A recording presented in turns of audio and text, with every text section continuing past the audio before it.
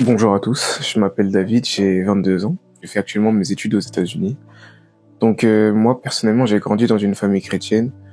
Depuis tout petit, j'étais amené à l'église par mes parents. Ils m'ont toujours mis dans cet environnement chrétien, même quand j'allais même chez ma tante, chez les tantes, chez les oncles, toujours dans les environnements chrétiens. Alors il y a eu une période où j'ai commencé à m'intéresser aux études aux États-Unis. Donc je me suis un peu renseigné pour savoir où est-ce que j'allais aller l'année prochaine, entre guillemets, donc en 2023. Puis je me suis tourné du coup vers une agence et j'ai commencé un peu à faire mes recherches pour commencer mes études aux États-Unis, sachant que j'avais déjà un bac+2 que j'avais fait en France. Donc à cette période-là, donc en 2022 toujours, j'étais vraiment dans la musique mondaine, c'est-à-dire que j'écoutais beaucoup de rap n'importe lequel, hein, n'importe quel rappeur, mais j'étais vraiment dans la musique mondaine et je faisais pas vraiment la différence entre la musique mondaine et la musique chrétienne. C'est-à-dire que vraiment, je pouvais écouter du rap mondain comme je pouvais écouter du rap chrétien. Il n'y avait pas vraiment de distinction.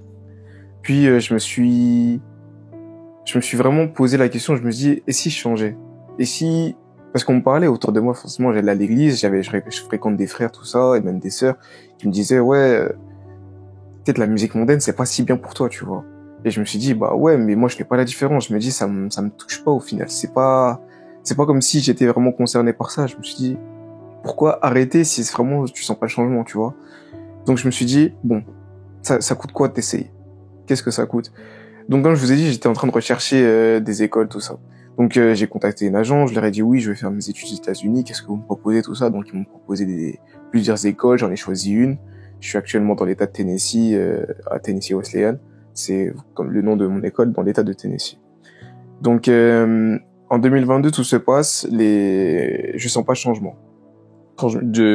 J'ai pas vraiment la date à laquelle j'ai arrêté vraiment d'écouter de la musique mondaine, mais je sais que ça s'est fait progressivement. Vous voyez, j'écoutais de moins en moins de musique mondaine, puis je me tournais de plus en plus vers la louange, l'adoration et même le rap chrétien comme on peut en entendre maintenant. Donc fin 2022, j'intègre finalement l'école. Enfin, je suis accepté, on va dire, dans l'école, mais je suis encore en France. Donc je sens pas vraiment de changement. Mais c'est vers l'année 2023, donc à partir du moment où je prends l'avion, vous savez, dans l'avion, il y a beaucoup de temps de pause, où on est dans la salle d'attente, on attend les billets, tout ça. Donc, vous voyez, dans la musique, enfin, dans mes écouteurs, il y a de la musique. Il y a un peu de musique mondaine, je vous mens pas, mais il y a aussi de la musique chrétienne. C'est-à-dire que je suis encore entre les deux, vous voyez, je suis mitigé. Maintenant, plus j'avance en 2023, et donc du coup, j'arrive aux États-Unis, et plus je me dis que, ouais, là, il faut un changement, il faut quelque chose qui change.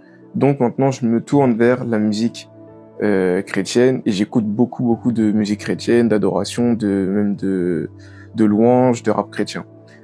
Et je sens un changement. Ça s'est pas fait du jour au lendemain, mais progressivement, comme je vous l'ai dit, je sens un changement. Et donc maintenant, sur le campus, je suis nouveau.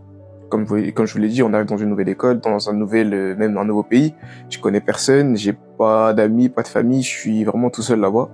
Donc je suis un peu livré à moi-même. Donc si je prends la décision de changer quelque chose, c'est moi et c'est Dieu et moi. Donc maintenant, comme je vous l'ai dit, je suis tout seul. Donc j'essaie de me rapprocher vers les gens qui sont autour de moi. Donc dans mon équipe, il y avait quelqu'un d'autre qui était nouveau. Bon, c'était un Américain, mais on était deux nouveaux cette année-là. Donc je suis allé j'étais avec cette personne dans la chambre. J'avais un roommate en fait, un camarade de chambre. Et donc avec lui, j'ai vraiment créé une connexion. J'avais vraiment, c'était mon pote de ouf quoi. C'était mon camarade de chambre. Donc on partageait beaucoup de choses ensemble. On jouait à la play ensemble, on parlait, on allait manger ensemble. Et on était vraiment comme des frères sur le campus, vous voyez. Donc un jour, bon, bien sûr, on s'est fait des potes sur le campus. Je suis quelqu'un de très sociable. Les gens dans la vie savent que je me fais des potes un peu partout. Donc, j'avais des potes sur le campus, tout ça. Et c'était les premiers potes que je me suis fait, du coup, sur le campus. Du coup, je leur ai dit, bah, on partageait tout ensemble aussi. On était comme un groupe de 5 personnes. Et on allait partout. On allait manger, bowling, faire des activités, jouer, tout ça. On faisait vraiment tout ensemble, vous voyez. Du coup, c'est comme si j'avais une confiance, en fait, qui s'est créée, tu vois. Plus les mois ils avancent, donc janvier, février, mars, vous voyez, et plus les mois ils avancent, plus la confiance augmente, la relation elle augmente, vous voyez, sans pour autant peut-être des petites embrouilles quelquefois par-ci par-là, mais rien de fou, vous voyez. Pendant tous ces mois-là, janvier, février, mars, je suis toujours dans la musique mondaine, et je sens même pas d'attache qui me retient pour aller vers la musique chrétienne, de la musique mondaine, vous voyez. Donc c'est comme si ma vie elle change et j'ai l'impression que tout va mieux. J'ai l'impression que je vis mieux et que je sais pas comment expliquer, mais c'est un changement progressif et ça va mieux. Je vis mieux, je ressens que je suis mieux quoi. Même ma relation avec Dieu, elle augmente parce que j'ai pris aussi cette décision en 2023, j'avais pris des résolutions comme quoi lis ta parole plus souvent. C'est-à-dire que tous les soirs maintenant, je lisais la Bible. Avant, je le faisais pas forcément, mais j'avais même pas choisi entre le matin ou le soir, mais je me suis dit, change, fais un truc pour Dieu. Parce que ça fait trop longtemps que t'es dans la religion, entre guillemets, mais on dirait c'est stable, on dirait c'est fan, enfin c'est fan, ça se dit pas, c'est fan. Mais c'est stable. Et genre, je me suis dit, il faut du changement. Tu peux pas rester toute ta vie chrétien te dire chrétien alors qu'en même tu lis même pas ta Bible. T'es dans le monde alors que t'es pas censé être dans le monde, tu vois. On est dans le monde, mais on n'est pas du monde. T'as capté? Enfin, tu vois ce que je veux dire. Et il fallait quelque chose qui change. Donc je vous ai dit, ces 3 mois-là, j'allais mieux.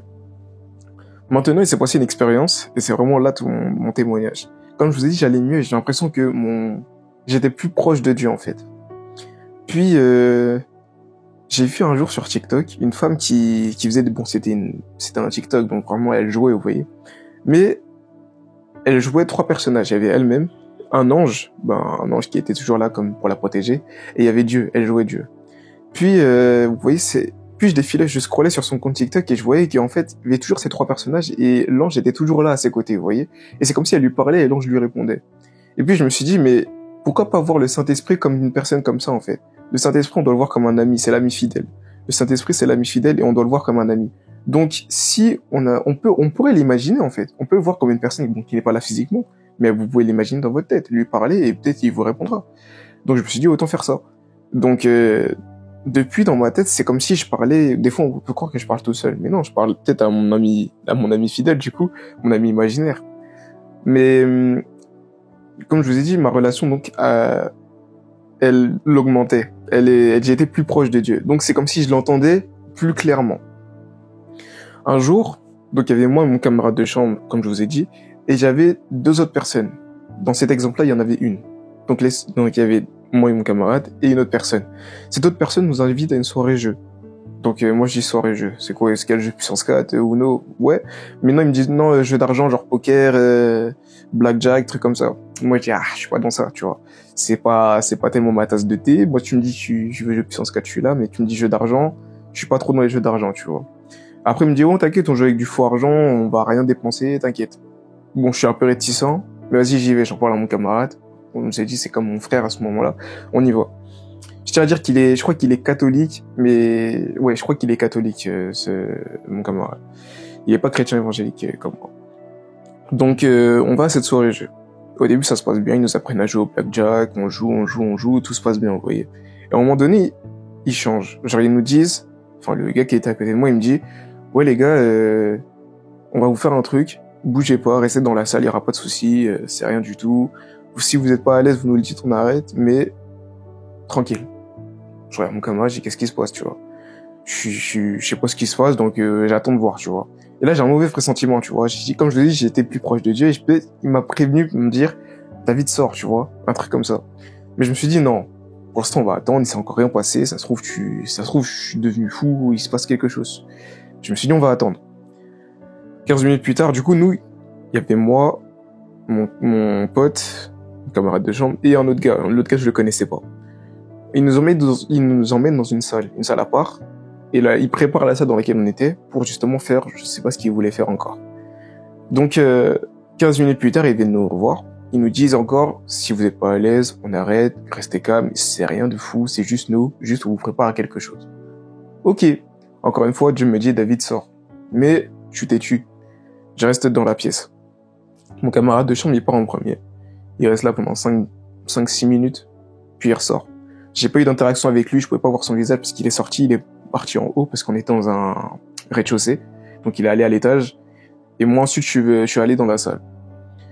Il m'ouvre la porte, la salle était noire donc c'est éteint la lumière. Et il me fait rentrer comme ça. Moi je suis là, je me dis wesh, la salle elle est obscure là, qu'est-ce qui se passe? Tu vois, je vois la salle elle est noire. À côté il y avait un mec, il était grand, mais c'était un noir habillé dans le noir et, enfin, un noir habillé dans le noir et avec un vêtement noir sur lui, tu vois, donc vraiment une ombre, quoi. Bon, on le voyait parce que, tu sais, tu rentres, tu le vois, le gars, mais il était juste là à côté. Je le regarde, mais il fait rien, tu vois. Ensuite, il m'a dit qu'une chaise, tout ça, il m'a dit, avance au milieu de la pièce, il y a une chaise là. Je vois, c'est clair avec la lumière du téléphone, avec un papier, tout ça, je me dis, ouais, dans quoi je suis en train de rentrer, tu vois. Puis, le gars, que je m'assois sur la chaise, du coup, j'écoute ce qu'il dit. En plus, il parlait anglais, comme je vous dis, ça faisait 3 mois que j'étais là, j'ai un bon niveau d'anglais, mais je comprenais pas tout, tu vois. Donc là, je suis là, dans la pièce, et j'entends, du coup, l'ange, l'ami fidèle, qui me dit, David, tu fais quoi ici? Et je dis, je sais pas, tu vois. J'entends clairement, tu fais quoi ici? En mode, t'es pas à ta place, là, sors, tu vois pas, t'es dans un bourbier, on dirait, on était en train de faire un rituel, comme ça, t'es accepté t'es en train d'entrer dans une secte. Je me dis, mais qu'est-ce qui se passe? Moi, de base, je suis juste là, une soirée de jeu avec mon pote, c'est tout, tu vois. Puis là, comme je vous ai dit, j'étais en train de me lire un truc, je comprenais pas tout. Maintenant, il lit, à la fin, il a fini, et c'est tout, il me dit, vas-y, c'est bon, tu peux y aller, il m'a donné un papier, le papier, j'ai à peine lu, je l'ai mis à la poubelle, je suis en sortant, et je suis sorti. J'étais voir mon camarade de sang, je lui ai dit, ouais, t'en as pensé quoi? Il me dit, ouais, moi je faisais que de rire, j'ai vraiment pas trouvé ça chelou ou autre. Pour moi, c'était un événement comme un autre, il s'est rien passé limite. Je dis, ok, bon, il a pas été affecté, c'est pas grave. La troisième personne, elle y va, et puis elle revient, je la connaissais pas. Maintenant, ils ont remis la salle en ordre, et ils nous rappellent tous les trois dans la pièce où on était. Et ils nous disent, ouais, bon les gars, désolé pour ça, mais c'était juste un test d'entrée, vous l'avez tous passé haut la main, donc là maintenant on peut dire que vous faites partie de la secte, je sais plus comment ça s'appelle, mais de toute façon j'aurais pas divulgué le nom ici, mais vous faites tous partie de maintenant cette fraternité, c'est comme ça qu'ils l'appellent, cette fraternité, donc maintenant on peut dire que vous faites partie des nôtres. Si vous êtes là, si vous avez le moindre problème, on est là pour vous, si vous avez des problèmes à l'école, on est là pour vous, si vous voulez aller manger, on est là pour vous. En gros, ils se comportent comme si comme des grands frères, tu vois, mais t'as pas besoin de ça, en fait. C'est comme s'ils se comportaient comme vos parents, alors que moi, entre guillemets, j'ai déjà Dieu, parce que, comme je dis, mes parents, ils sont en France, moi, je suis là, aux États-Unis, et ils se comportent à peu près comme des gens qui se portent garant pour toi, tu vois. Mais j'avais pas vraiment besoin de ça, tu vois. Et en plus, rentrer dans une secte, je me dis, mais qu'est-ce que j'ai fait? Genre, où je suis, tu vois. Et du coup, tu sais, mon pote que je me suis fait, les potes que je me suis fait, vous vous rappelez le groupe de 4-5 personnes, je vous ai dit, bah là, j'avais un pote à moi qui était en fait le président de cette fraternité, en fait. Mais tu sais, en dehors de ça, de ce bâtiment, jamais t'aurais pu dire que le gars, il était président de ça, tu vois, genre. Il est tout sympa, tout gentil, et genre, jamais j'aurais pensé qu'il pourrait être comme ça, en fait, tu vois. Je sais pas si c'est pas quelque chose de mal, tu vois. Mais je le vois comme si je me suis fait piéger, en fait. C'est comme si on est venu d'une manière sournoise pour m'attraper dans un truc où je devrais pas être. Et je me suis dit, mais je peux pas rester dans ça. À la fin de l'événement, du coup, ils m'ont donné un bracelet pour me dire, maintenant tu fais partie de l'association, tu te dois d'avoir un bracelet. J'ai même pas pris le bracelet, je l'ai laissé là-bas. Je dis non, je vais pas être, je suis pas dans ça. Là, je sais pas, en fait, j'avais tellement un mauvais pressentiment par rapport à cet événement que je me dis, je peux pas rester là-dedans. C'est trop bizarre pour que ce soit simple, tu vois. C'est pas une simple chose. Je sais pas comment expliquer, mais c'était pas une simple chose. Et du coup, en sortant, je parle avec mon camarade. Je lui dis, réellement, t'en as pensé quoi? Il me dit, ouais, moi, rien du tout, je faisais que de rigoler, tout ça. Moi, je dis, bon, frérot, moi, j'ai Jésus en moi, tu vois. Et depuis que je suis ici, depuis il y a cet événement, tu vois, tu dis, il y a un truc qui me parle, qui me dit, il faut pas qu'on reste là. Toi, tu fais ce que tu veux. C'est pas à moi de te juger, tu fais ce que tu veux. Moi, je te dis, moi, le Saint-Esprit m'a parlé. Dieu m'a parlé, il m'a dit, ne reste pas dans ça parce que ça va être nocif pour toi. Du coup, je te juge pas, si tu veux rester, tu restes, mais c'est ton dos. Du coup, je sais pas ce qu'il a fait, il m'a dit, il m'a répondu, si tu ne veux pas y aller, je vais pas y aller par respect pour toi, mais si tu veux y aller, j'y vais aussi. Donc, en gros, il est neutre. Le mec, c'est la Suisse. Le gars, il est neutre, il veut rien faire. Donc, bon. Ok, hein. Mais voilà, c'était un peu cette expérience-là. Donc, je voulais dire que c'était assez sournois parce que je l'ai pas vu arriver. Pour vous dire que j'avais pas je sais pas, mon camarade de chambre n'essayait pas de me retenir de rentrer dans ça. Et comme je vous ai dit, c'est fait par quelqu'un que c'était mon pote, en fait. Mon pote, il était président de cette association, enfin, de cette fraternité. Mais jamais t'aurais pu dire qu'il était président de quoi que ce soit, tu vois ou pas. C'est le genre de mec qui est tout gentil, tout sympa, mais tu le vois pas président de quelque chose. Et le gars, il était président de ça, et c'était bouleversant, en fait. Et je me suis dit, ah ouais, heureusement que Dieu m'a parlé, parce que peut-être sinon, maintenant, là, je serais peut-être encore dans ça. Et Dieu seul sait ce qui aurait pu arriver, tu vois. Je dis pas que ça aurait pu être mal, forcément, mais Dieu seul sait ce qui aurait pu arriver. Donc, et tout ça, je tiens à dire que c'est grâce à la musique mondaine, parce que, enfin, à cause de la musique mondaine, enfin, mon changement de la musique mondaine à la musique chrétienne, parce que ça a changé mon cœur, finalement. Ça a changé mon cœur, ça a changé ma façon de voir les choses, ça a changé ma façon de penser, ça a changé beaucoup de choses, et ça change encore des choses actuellement. Maintenant, en 2024, il y a beaucoup de choses qui ont changé. J'ai évolué, j'ai beaucoup grandi spirituellement. Déjà, je peux vous dire que j'ai pris mon baptême en septembre 2020. Puis, ça fait actuellement, du coup, 4 ans que je suis baptisé. Et c'est justement qu'en 2023 que j'ai vraiment commencé à expérimenter, les choses, à vraiment voir les choses spirituelles, vous voyez, à voir le monde spirituel avant le monde physique.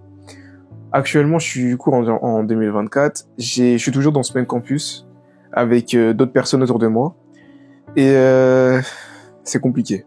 C'est-à-dire que autour de moi, j'ai des personnes qui sont pas forcément chrétiennes, voire pas du tout chrétiennes, et qui vraiment ne comprennent pas limite la vie spirituelle, la vie chrétienne que je peux véhiculer quand ils regardent la leur. Vous voyez, c'est vraiment deux mondes complètement différents.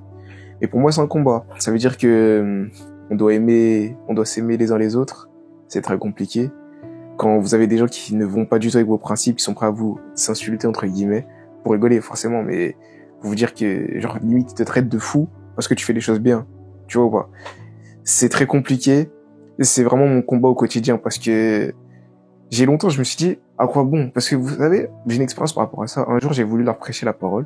J'ai voulu leur démontrer que, ouais, Dieu existe, qu'il est le chemin, la vérité et la vie, c'est écrit. Mais ils n'y croyaient pas. Et genre, moi, je me suis dit, il faut que je touche leur cœur maintenant. Vous savez, j'avais l'impression d'être Dieu, entre guillemets, en disant, il faut que je fasse. Il faut que je touche leur cœur, il faut que je change leur vie maintenant. Mais c'est pas à moi de le faire. Ça veut dire que moi, au début, cette idée, elle était dure à accepter. Il fallait que je comprenne que moi, je suis juste le semeur. Je suis juste là pour semer et propager la parole. Allez, faites de toutes les nations des disciples. Juste partager la parole et laisser Dieu faire. C'est pas toi qui change les cœurs. Et ça, j'avais du mal à l'accepter. C'est-à-dire que quand les gens, ils étaient réticents, et bah, je prenais le seum, clairement. Je me dis, mais pourquoi? Genre, pourquoi tu veux pas accepter? C'est quoi le problème? Qu'est-ce qui te retient, tu vois? Et je voyais même pas que c'était peut-être pas eux, mais l'esprit qui était en eux qui agissait. La Bible dit qu'on doit combattre le bon combat et ne combattez pas la chair et le sens. On doit combattre on ne doit pas combattre la chair et le sang. C'est-à-dire qu'on ne doit pas combattre la personne qui est là, mais c'est l'esprit qui est derrière qui véhicule cette personne, vous voyez. Et si la personne me répondait ça, c'est parce que l'esprit lui disait, oui, non, là, la personne te prêche peut-être la bonne parole, il faut pas que tu entendes ça, il faut que tu restes dans le monde. Et moi, je te dis, mais... Et ça, j'avais du mal à l'accepter. Moi, je voyais que la chair et le sang, vous voyez. Je voyais la personne qui me répondait et il fallait que je trouve quelque chose à dire. Et ça a vraiment été un combat et ça l'est actuellement encore aujourd'hui. Quand les gens viennent me parler, j'essaie de propager la bonne parole en me disant qu'il faut qu'il ne combat pas la personne. C'est l'esprit qui est derrière qui va véhiculer des mauvaises paroles. Mais toi, reste concentré, reste sur tes appuis et c'est pas dis que, mais juste propage la parole. Et si la personne est réticente par rapport à ton message, c'est que peut-être ça l'a touché ou ça a touché l'esprit qui est en elle. Mais maintenant, vous savez, j'ai même perdu des fois espoir. J'allais même plus voir les personnes. Des fois, je me dis, à quoi bon? À quoi bon aller lui parler si au final elle va être réticente, si au final elle va même pas accepter, si au final elle va fermer son cœur? À quoi ça sert de lui parler? Puis un jour, mon frère m'a dit, c'est pas le bon mode, c'est pas la bonne façon de penser. T'es pas là pour ça. Toi, t'es là pour véhiculer le message. T'es là pour annoncer la bonne parole. Va, ouvre ta bouche. Dieu a mis quelque chose en toi. Va parler aux gens. Comment tu veux que les gens soient changés si toi tu dis rien, si t'as la bouche fermée? T'es le médecin. Comment tu veux que le malade soit guéri si tu soignes pas, si tu t'imposes pas les mains, si tu parles pas, si tu fais rien? Tu vois pas ce que je veux te dire? Ça veut dire que même si toi t'as pas envie, le Saint-Esprit il veut toucher des âmes, il veut, je sais pas comment expliquer. Il faut toucher, il faut gagner des âmes. Donc si tu restes la bouche fermée, y a rien qui va se faire. Tu vois, là je te parle à toi, mais je parle aussi à moi. Tu vois, je parle aussi pour moi. Il faut vraiment parler. Il faut aller vers les gens et il faut vraiment il faut vraiment ouvrir la bouche. Il y a tellement de choses à dire, tellement de choses à montrer que je sais pas comment je vais expliquer. Il faut vraiment ouvrir la bouche et parler. Merci beaucoup. Merci de m'avoir écouté. C'était David pour Focus TV. Une vie, une histoire. Une vie, une histoire.